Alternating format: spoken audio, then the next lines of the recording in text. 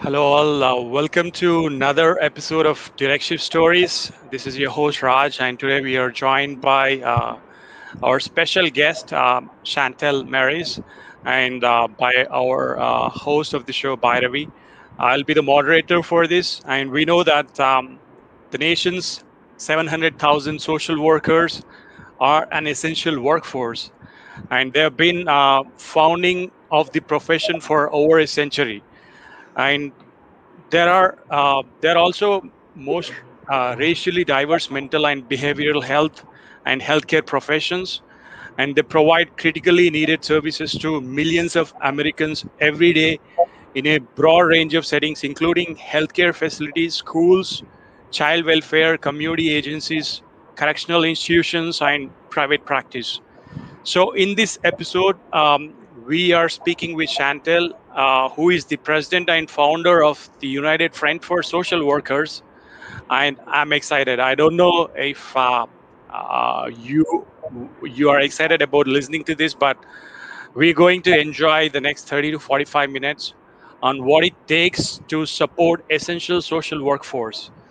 And Chantel Mary's comes after serving as a family defense social worker in the Bronx Defender's Office, where she provided resources, support to her clients in the family court system, working hard to assure families implement key improvements to be able to reunite or stay united.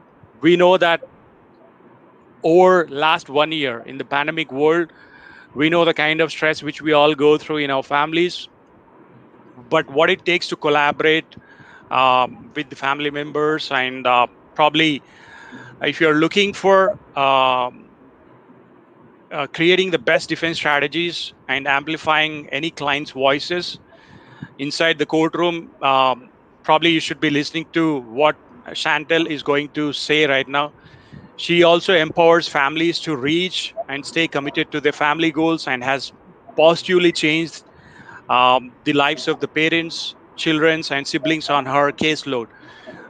We can speak about Chantel for the entire day, but we will take it forward because she has got her master's in social work, and she served for about 5 years as an assistant program director at services for the underserved mainly. Again, I can go on and on with the kind of bio and profile which Chantal had provided. But for all the listeners out there, please stay tuned till the end of the show. Over to you, Bhairavi. Thank you, Raj. Hi, Chantal. Hi, how you doing today? I'm fine. How are you? I'm good. I'm good. It's nice to have you here on our panel today. Thank you for having me. I'm so happy to be a part of this conversation and to help fellow social workers during this time to encourage them. Right.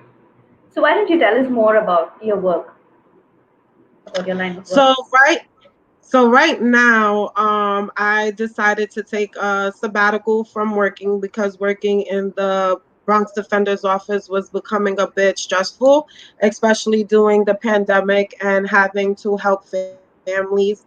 It was really hard. So I've dedicated my time at the moment to the United Front for Social Workers, where we're basically trying to organize social workers to get their voice heard. So social workers working for social workers. And that's what I currently do right now. I hold a few discussions where social workers could just speak their mind and just to have that sense of support and encouragement to pursue their careers and to help them protect their profession and their titles. So that's what I do right now for the moment, and just trying to help social workers be the best that they can be and encourage them the best way I can. Right, right. So, how did you come to choose this profession? I tell a lot of people social work chose me. I never really didn't always want it to be a social worker. I thought that I was going to be a lawyer. In my undergrad, I did take up philosophy and Black studies with a concentration in law. So I thought I was going to be a lawyer, and that dream didn't happen. God had other plans for me. After I graduated shortly out of college, I didn't know what I was going to do. So my first job was actually, I had a few in and out jobs, but my first career job was a wellness coach at services for the underserved. And ever since I worked there and I seen that social services was just so uniquely to me, you have to understand being a social worker has to be part of your characteristic. It has to be who you are already. If you have empathy already, if you love people, if you want to help marginalized communities, and I'm a person that comes from a marginalized community. So my heart was always the reasons I wanted to be a lawyer was to help people who look like me. And once I was in the social service field as a wellness coach, I realized that I can help people in other kind of ways and even more directly. And so as I continue my career as a wellness coach and then becoming an assistant program director, I realized that I love social work and that I wanted to learn more and become an expert so that I can better help my clients. So social work really chose me. It just came so easy. I didn't know that that's what I was going to be. But it's so far has been such a great profession for me. It fits right into my personality and who I want to be for my society. And But I being a believe, lawyer and being a social worker, uh, they're not very different, are they? I mean, mostly when I see people who are lawyers, they're quite passionate about voicing, for other concerns, for social issues, right? Right, They're passionate right. about social issues. Yeah, and I say there's a major difference. There are some similarities, but there are major differences between social workers and lawyers. Um, like social workers look at the gray and silver lining. We try to find different ways. For a lot of attorneys and lawyers out there, they are more black and white. This is what the law says. They try to use the law the best way to help their clients. And social Right. workers just more are like, there's a silver lining. This person is not perfect, but let's try to help them with their underlying issues. Let it be, them living in poverty or having to deal with getting certain help for mental health issues or even physical health issues, because it's not always a mental thing. People do live in certain environments and personal environments that they need help with navigating. And that's where the extra extent of a social worker comes in. But there are some similarities that we do aim to help the client fight against the broader systems. Right. Right. The functions are vastly different, but the personalities are kind of similar, right? Yes. uh, we love the way you put it, Chantal. Like it is the profession which chooses us. In fact, it's tough. Being a social worker is one of the toughest jobs out there, where people think all kinds of things. Many people don't know what a social worker does.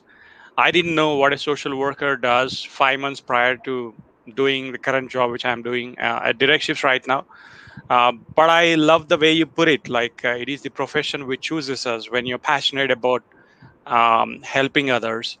I also got to know that you engage in policy and advocacy, Chantel.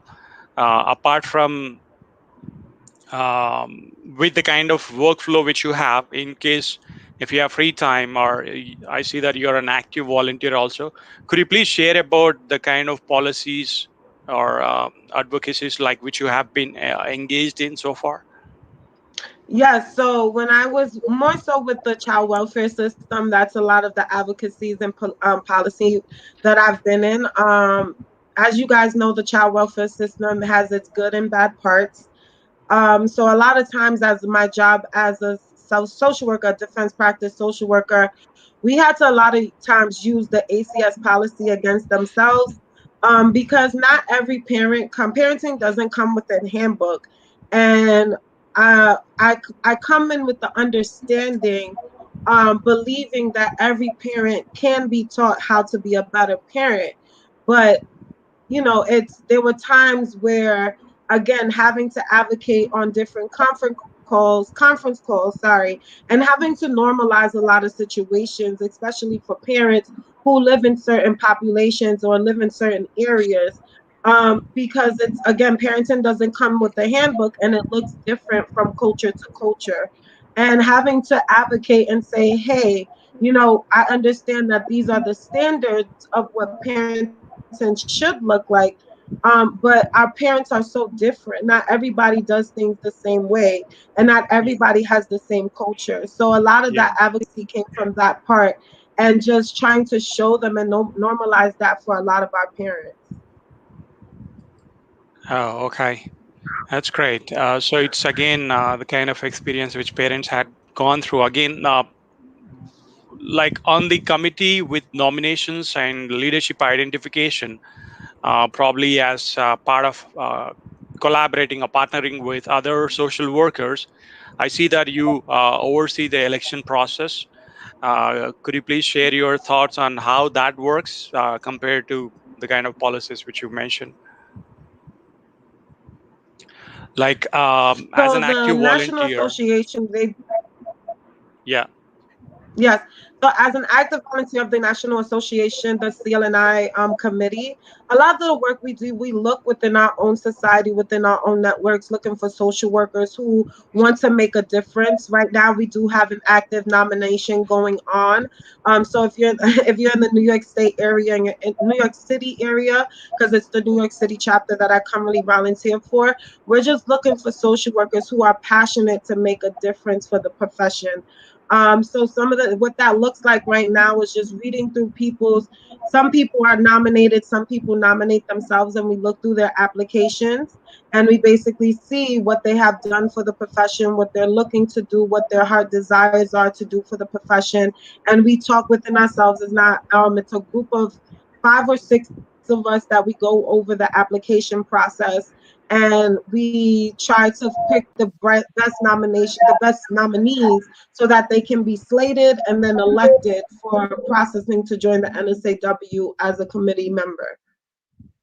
Okay, that's awesome. I guess it's hard to find because uh, we are headquartered in New York. Our company at DirectShifts, we help clinicians connect to employers, and we are headquartered in New York. And at the same time, we help hospitals with their staffing needs. We are a tech-enabled staffing agency. We do look out for lots of social workers who would also fill in the kind of roles which would be there in terms of teletherapy. We're always in the lookout for the therapist counselors who are helping the community. At the same time, we do help few other companies fill up the active roles. I know how tough it is to find the right kind of person, and the retention policy, which probably you know how tough it would be to retain somebody because it's much underpaid. There should be lots of awareness which should be Mm-hmm. created.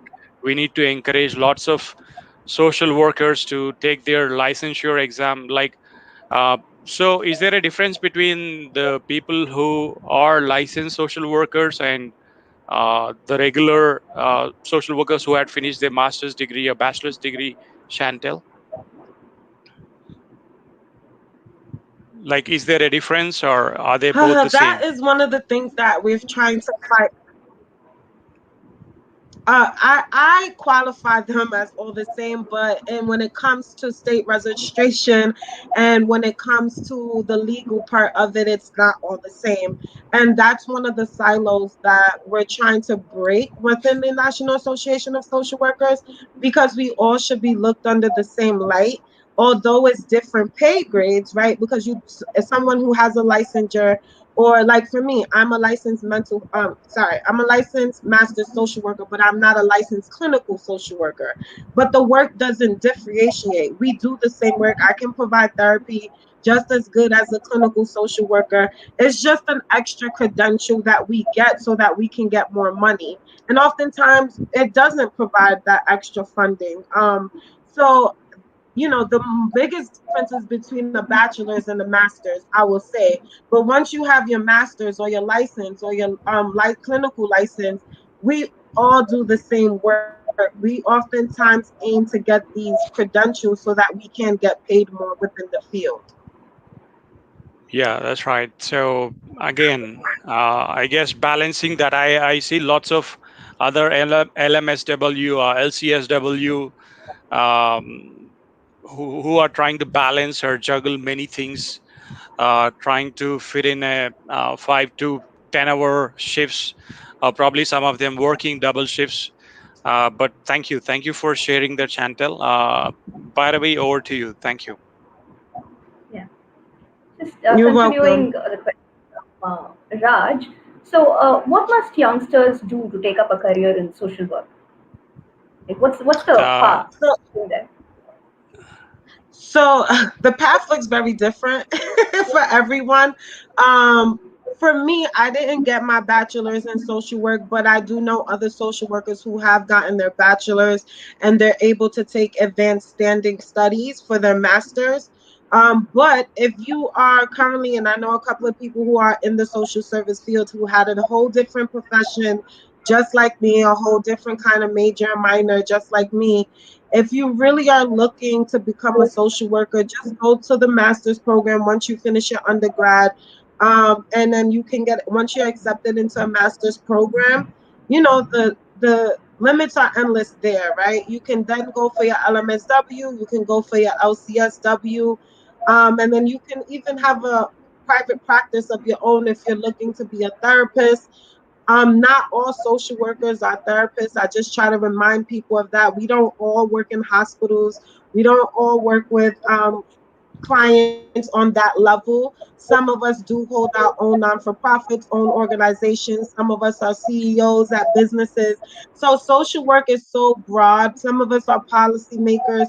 But once you receive your master's in social work, and then if you want to pursue a license, because it does provide you more financial backing and just credentials, I would say to do that. But also, once you have your licensures, we also have to do continue in education so that we can, which we call CEs, to maintain our licensures. So just like nurses, we have to continue to go back to school and learn the different practices to maintain that license so that we can make sure that we're up with the educational wise credentials that we need. Right. How rewarding is it as a career in terms of finances? Financially, social work is not. I often, when people ask me like, "Hey, how well is the pay to be a social worker?" It's not all that great. You have no. some.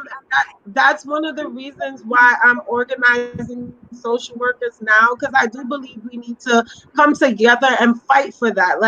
And we need to become a stronger collective front so that we can get recognized more. Like people know social workers, but they don't pay us for our value and worth.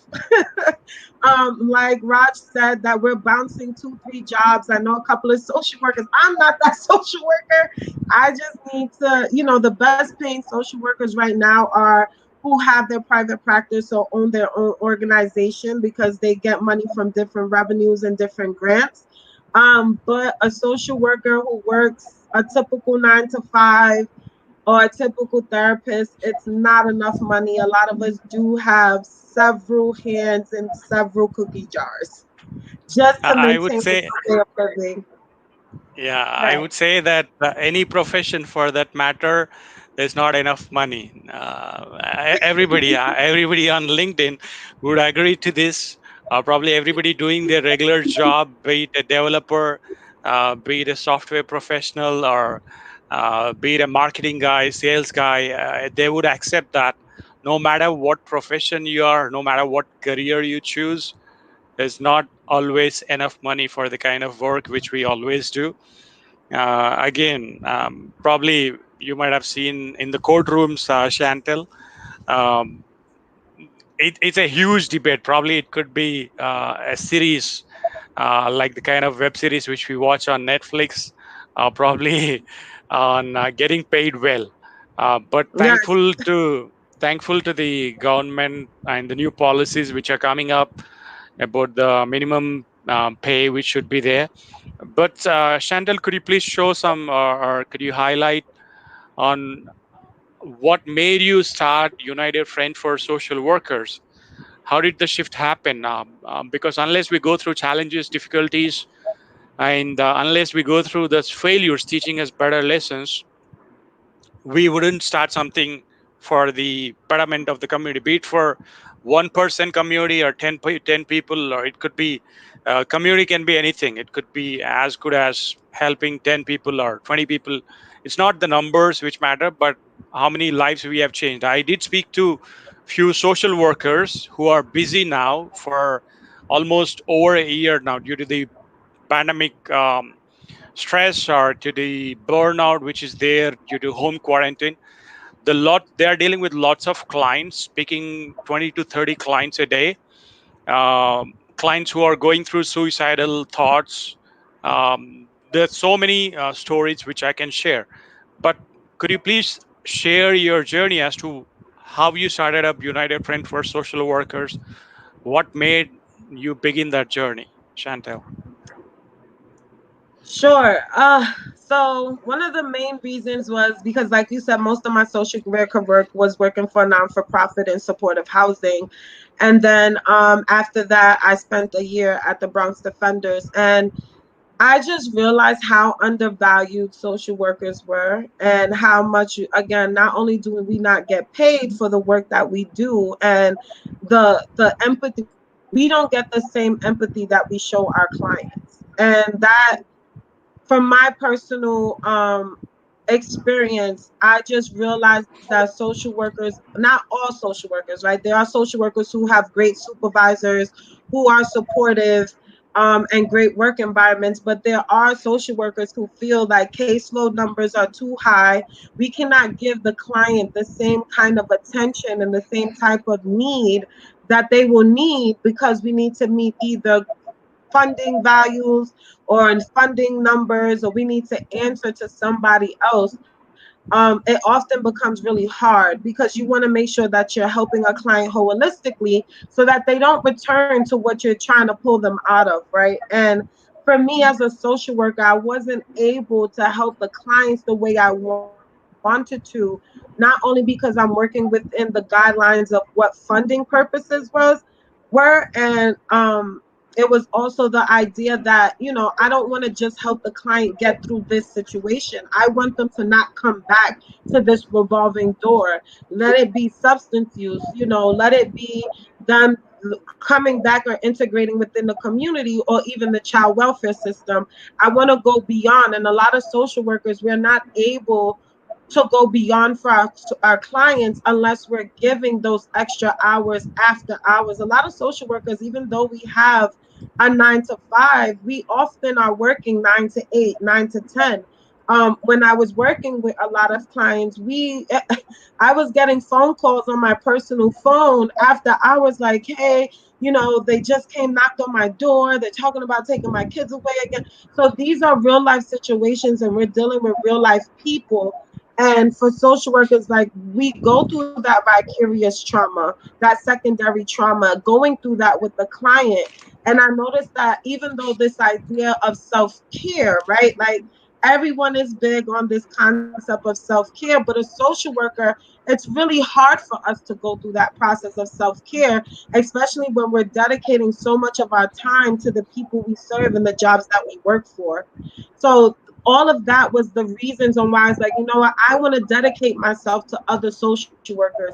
I want to be able to help them to have a voice, to put those professional boundaries. I want to be able to encourage them and let them know that, look, yes, our clients come first, but we still have to fight for each other. We still have to put the fact that we are valuable, we are worth what they're asking us to do. And that was one of the biggest things for me, because I wish somebody would have did it for me, right? A lot of times in these fields and these jobs, our supervisors are not always social workers.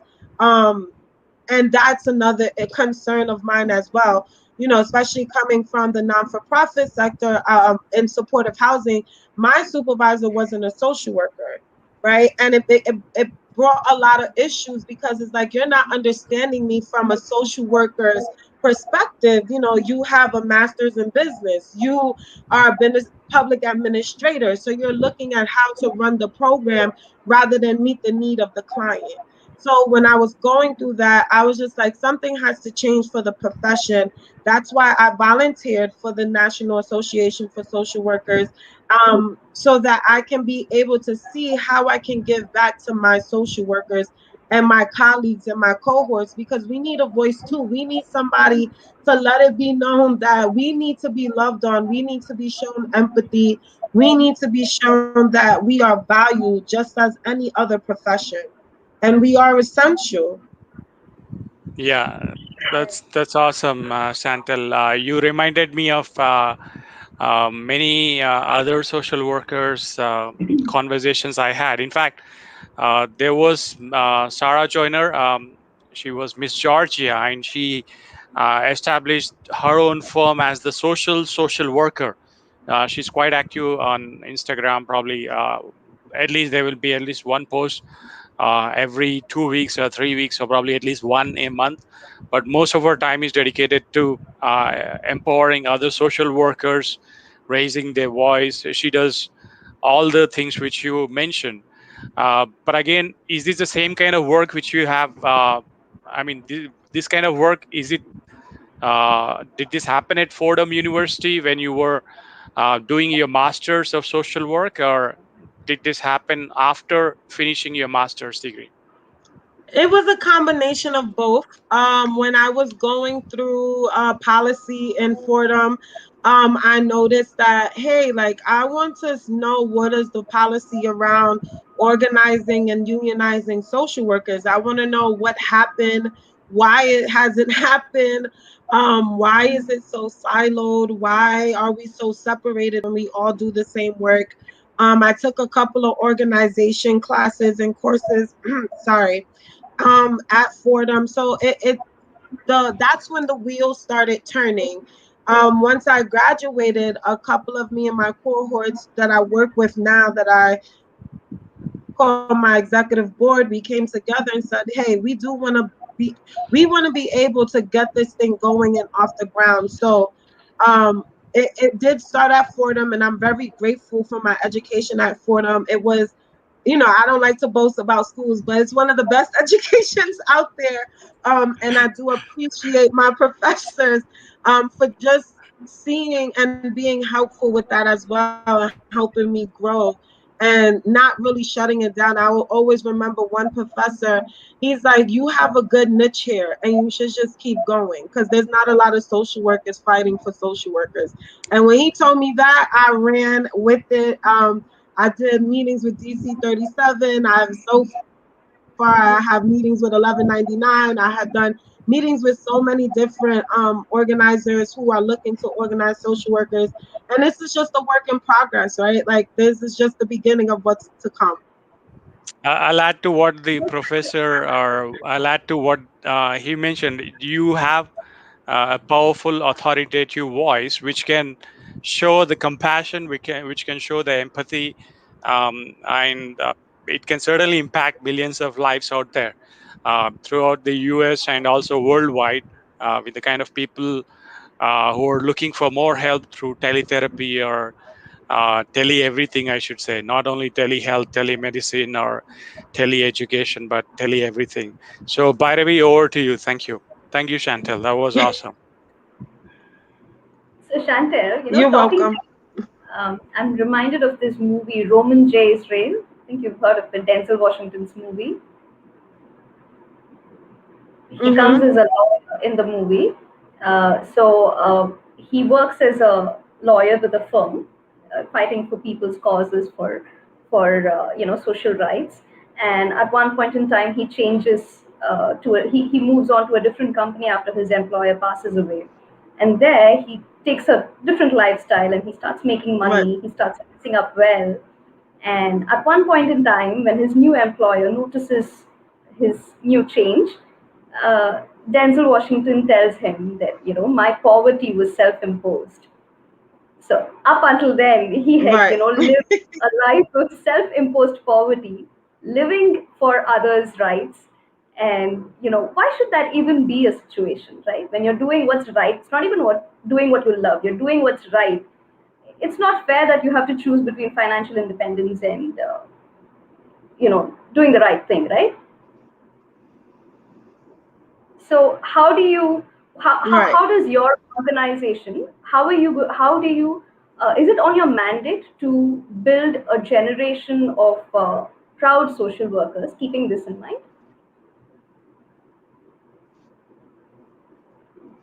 Sorry, say that again. Is it on your mandate to keep to to work towards this as well in your Yeah, organization? yeah, Chandel. Maybe I'll put it in other words for you. Now, before we get into movies, I just wanted to ask you or take your permission.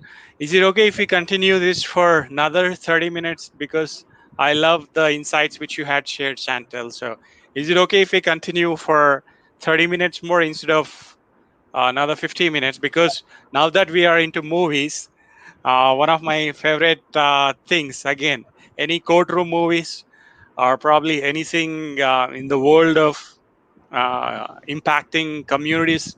And now that Bhairavi bought Denzel Washington, before we get into Bhairavi's question again, I just wanted to ask you: uh, do you watch movies, or do you have time to watch movies? Oh, I'm a big movie watcher. I love movies. Soon as she Okay. said mention the movie, I know exactly what she was talking about. So I never watched Roman J. Israel. Probably I have to go and watch that over the weekend, You apart from should. my work hour. It's real So good. yeah, he's one of my favorite actors. Again, next to Will Smith, I would say, Right. Denzel Washington. So coming back to Roman J. Israel, I don't know what kind of role which he plays. If you could repeat the question, Bhairavi, that would be amazing. Yes. So my question was, is financial independence on your mandate to build a generation of proud social workers? The mandate of your organization? Honestly, I I yeah, I when it comes to my organization, because a lot of the work in the beginning, after talking to some of the people I'm in solidarity with in the UK who owns a union, social workers union in the UK, a lot of the work is gonna have to be voluntary, right? Like I'm not gonna be getting paid for it. But regardless of that, I'm still looking to build and empower a generation of social workers, even if I don't get the financial backing for it, right? Like I would love to get grants and funding and money to continue doing the work, but that's not my sole purpose for doing it. My sole purpose is the latter part of wanting to build a generation of social workers who are proud to be a social worker. Who, I've ran into social workers who are CEOs of companies who don't say that they are social workers, right? Because of the stigma and some of the things that come with the social worker and the idea of a social worker. So my main focus is not the financial independence or the more money. It's more so that social workers can feel like, hey, I'm doing this work because this is who I am. This is what I live to do. Um, and this is what I can bring back to my society because it's what's important to me. So I would say like the organization is just more so there to do that work. And if the funds come with it, I will never deny it. If the financial independency come with it, I will never deny it. But it will always be first to empower, encourage, and equip social workers to be who they need to be in the profession. Right. Right. Awesome, awesome. I again, with the kind of um, impact which is there among the communities and the societies and the individuals and the families, there is also this lots of interpersonal violence, which is traumatizing all our thoughts, or probably the way we look at life. So developing, probably implementing a broader perspective with the kind of interventions which you had been through to promote a healthy relationship probably reduce violence, which should be a high priority right now. What are your thoughts on with the kind of things which we see in the news? I'm glad that you mentioned you're a movie fan or a movie buff, which is good because that makes us balance the kind of stories which we hear in therapy or counseling or listening to other social. People who are looking for more help.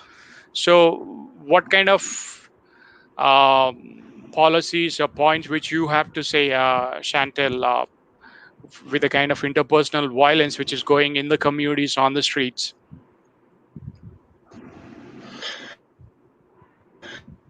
I honestly, I was just talking about this the other day about what's going on, especially within our society today. And it's a never ending cycle, right? Like until people are willing to do better, right? Look, it's just a hard. That's just hard for me to speak about because I don't want nobody to come here like, oh, she and be so persecutive of me. But I will speak my truth. Um, I just feel like the way things are, and I'll take this back to the day of slavery and the Willie Lynch letter, and these are things that have been happening for generations, right? And I just thank God that we're in the time that we have social media, we have um, different ways for people to expose what's going on, especially within the homes. Being in the house with people, I have two dogs and I also live with my partner, and there's still not enough space. And that's coming from someone who still lives in the inner city of the Bronx, right? I don't have a house of my own. And when I was working with clients directly, a lot of that was still the same concerns. So being a social worker, dealing and seeing these things is just really hard because we want to see different. We want to be able to not only prevent families from going through these difficulties by providing them the help that they need, the resources they need, but it's really hard when you don't have an escape and you don't have nowhere to go and you have restrictions. And my personal thought is that there needs to be some form of reform when it comes to policy because it is a systemic issue. And I say systemic issue when it comes to child welfare, police reform, when it comes to a lot of things within our communities and what's being offered to these different communities, there needs to be a change.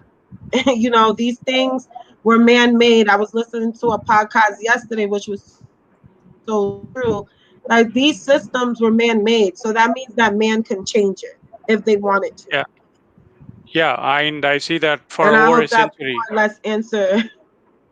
Yeah, that's right. Everybody is working on the fact that there would be a social change, and I see that throughout the history, many social workers had sought out to ensure that all people have equal access to the resources and the opportunities, and you guys work towards it, probably allowing them to meet their basic needs, I would say. Thank you for putting it the right way, Chantal. Thank you. By the way, over to you. So Chantel, up until the pandemic happened, Yeah, I the just one want to say one. I'm sorry. Yeah, that's okay. Please go ahead.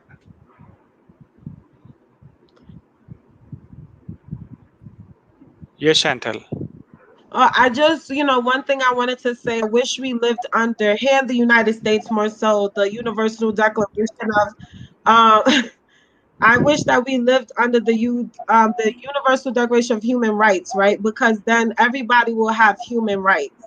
And yes, one of the basic human rights is that everyone has a right to live with the same kind of resources, live for a safe, healthy environment. And if we just follow those basic human rights, I think we wouldn't be in the certain situations. But here in the United States, we don't so much live according to that.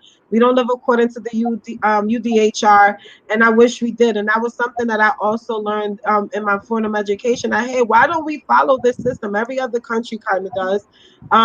So I just wish that again, due to going on for centuries. Not everyone gets that fair access to resources, even if a social worker is in their life or not, because there's are so many social workers, but we don't reach as many as millions and billions of people who live here. So the work is still in progress. Oh, okay. Yeah, that's great. Right. It's always every day. There is always another step, probably as another improvement as we go through. But thank you. Yeah, by the way. Yes. So Chantel, so until the pandemic happened, the one complaint that the one complaint that most families had was that they were not spending enough time with each other, right? So ideally, when everyone was forced to stay indoors, they that must have been a golden opportunity, right? They must have jumped at it. But instead, what happened everywhere was people were making frantic phone calls to the cops, saying that he's beating me up, right? Why do such things even happen in the first place? Why is there so much of domestic violence So in I intimate partner?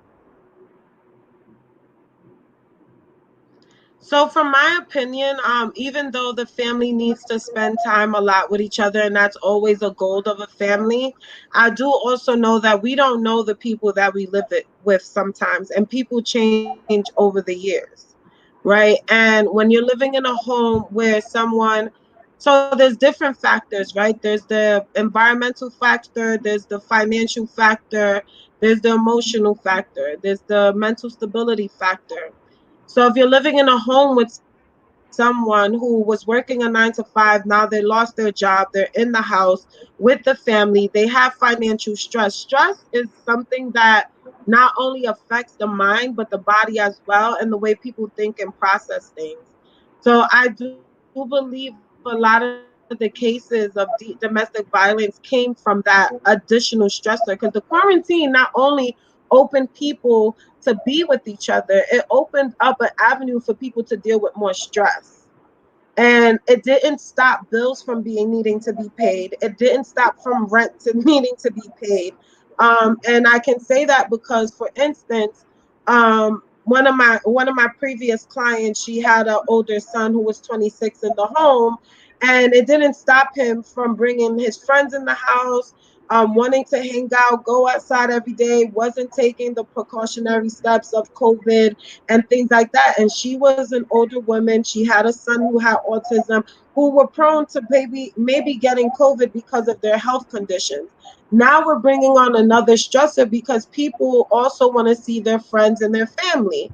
When we have that escape or a certain routine taken away from us, it causes another stressor. Like, what am I going to do now? And I can speak, and it caused the mother and the son to get into a physical altercation, the mother taking out a knife on her son, and cops being called, ACS being called, her son being taken away for a few, and she never had an ACS case in her 57 years of life. And this is my client, an older woman who's taking care of her child. But because of the added stressor of the pandemic, it brought them to a fight where it's like, of survival of the fittest. You're either going to follow my rules and keep this house safe, or you got to go.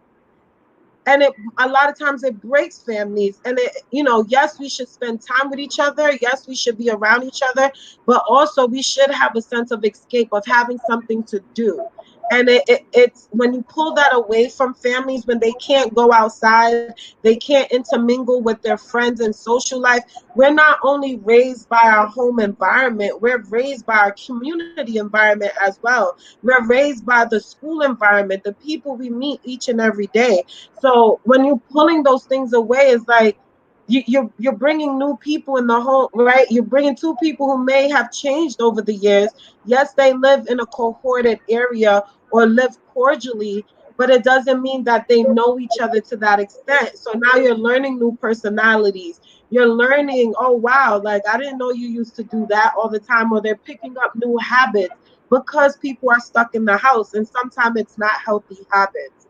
So I do believe a lot of the domestic violence between partners or even families, it happened because it was more stress added in the home, and having to find other things to do as in a way of escape, whatever it may have been. Right, That was very insightful. But how would you suggest that domestic violence should be dealt with at the personal, community, and law enforcement levels? Domestic violence in general.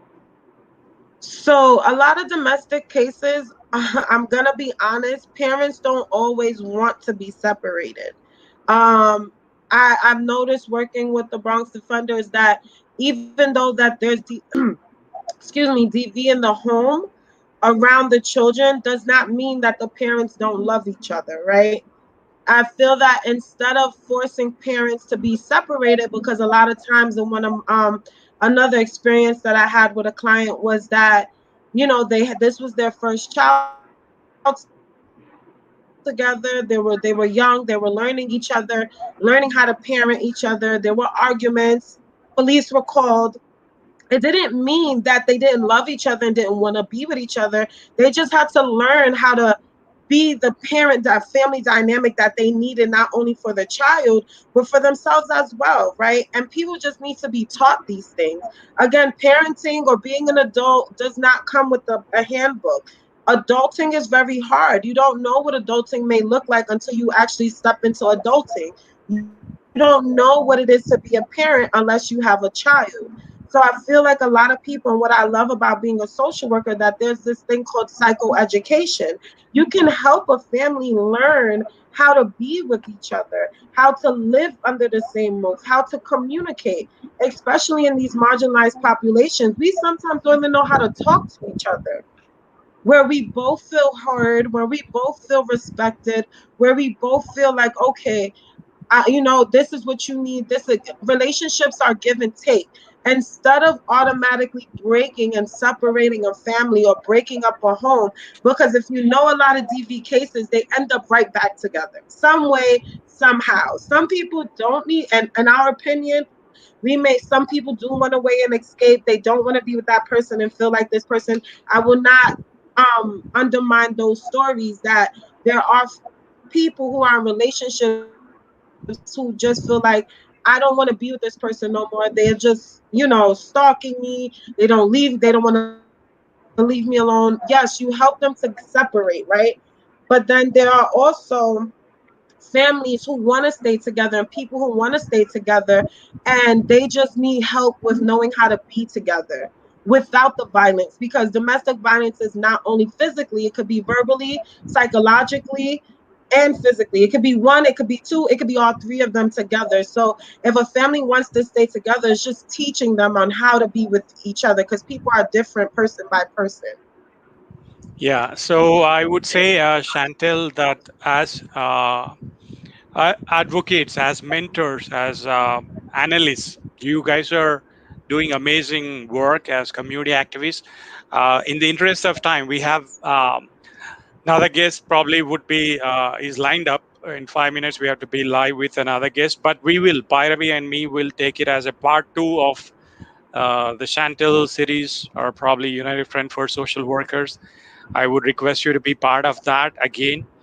Uh, if you have, if you, by the way, is there anything which you have missed? Probably we have one more minute or probably a couple of more minutes before we end this. Yes. So April happens to be the National Sexual Awareness Assault Awareness Month. So would you like to say something with respect to that?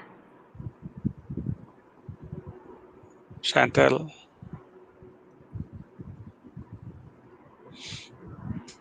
I guess maybe due to the internet connection, it was, yeah. Can you repeat that, by the way? Yeah. So April happens to be the National Sexual Assault Awareness Month. Okay. So would you like to say something with regard to that? Well, what I like to say, in regards to sexual awareness and what's going on with our women who are being abused and exploited, please don't keep your mouth shut. If you're in a home, coming from a person who has been molested, raped, please don't keep your story to yourself. Um, if you need the help, if you feel that you're not being heard within the home, find other resources, find other outlets where you can get your voice heard. And there are people, there are social workers, there are friends, there are other people who are willing to help you get through the process and who will love on you, right? And it's not your fault. I blamed myself for many years. Everything is my fault. It's not your fault. And don't feel like it's your fault. Um, People have their Awesome. own intentions. People have their own way of doing things, and just know that there is always going to be someone out there to love on you and hear what you're going through, because you are valuable. I feel like the worth and the value of a person who goes through those things end up being diminished. And I just want to empower any women or any male that has gone through it, that they are valuable and that we love you. And let your story Awesome. be known. Don't keep it to yourself and don't blame yourself. Awesome. Awesome. That's great. So all the people who are working in schools, mental health clinic, hospitals, prisons, or retirement communities, or corporations, or government offices, everywhere out there, all the people on LinkedIn, social media, raise your voice. Don't just keep scrolling through the news feed. Don't just observe information. Raise your voice. Love yourself. Be an impactful person. Chantel will come up with another episode series where we can get in touch with you again for another 1 hour, probably anytime this week or next week. Or we should do more of this. I love the kind of insights which you had shared. By the way, again, thank you so much for hosting this show wonderfully. Again, Thank you. I have 4 more minutes before I jump in. Probably they might be waiting there. But we'll catch you in another episode of Direct Shift Stories. Stay tuned. This will be available through Apple Podcasts, Google Podcasts, and do share in your feedback or put in your comments, and we'll share the recording with you, Chantal, and you'll watch the snippets of this. And for everybody out there, thank you so much for tuning in. This is your host, Raj. And by the way, please take care. And thank you, Chantal. You Thank you. have a Thank great you. Thank rest you of the so day. And much for All the having best. me. Thank you. thank you so much. This was amazing. This is awesome. But I'll stay in touch again with you. Yes, please do so. Looking forward to the next episode. And Likewise. there's so many pending questions. We'll put it in part two or episode two or season two. Thank you. Thank you.